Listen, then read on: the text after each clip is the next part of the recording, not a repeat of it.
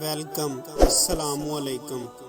جو بندہ زیادہ کھاتا ہے اور پیٹ کو بھرتا ہے اس کا ذہن سکڑ جاتا ہے۔ اگر تم جلدی امیر ہونا چاہتے ہو تو جتنا ضرورت ہو اس سے بھی کم خرچ کرو۔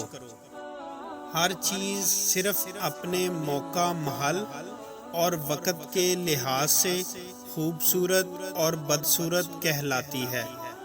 اپنی اولاد کو ایمانداری کا درس دینا ہی ان کی تعلیم و تربیت کا آغاز ہے۔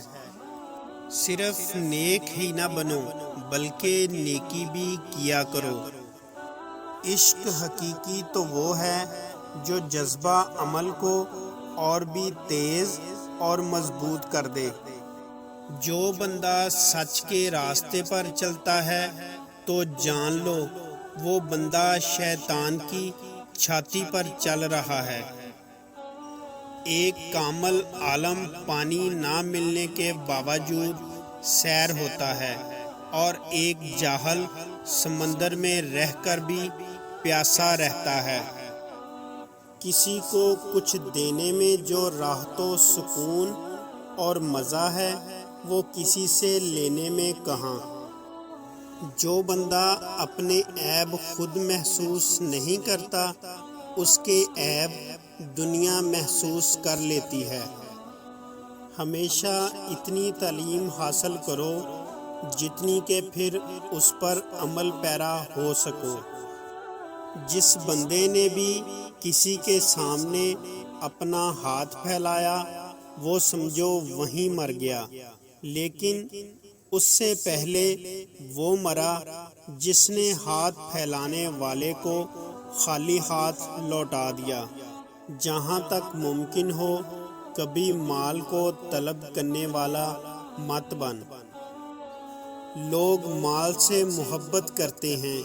جس کسی کے پاس ہوگا سب اس کی عزت کریں گے، جب ہاتھ سے چلا جائے گا تو کوئی اس کا سلام بھی قبول نہ کرے گا۔ حقیقی دوست وہی ہے جب تم غیر حاضر ہو تو وہ تمہاری سب لوگوں کے سامنے تعریف کرے۔ گناہ اتنے کرو جتنا تم ان کا بوجھ اٹھا سکو۔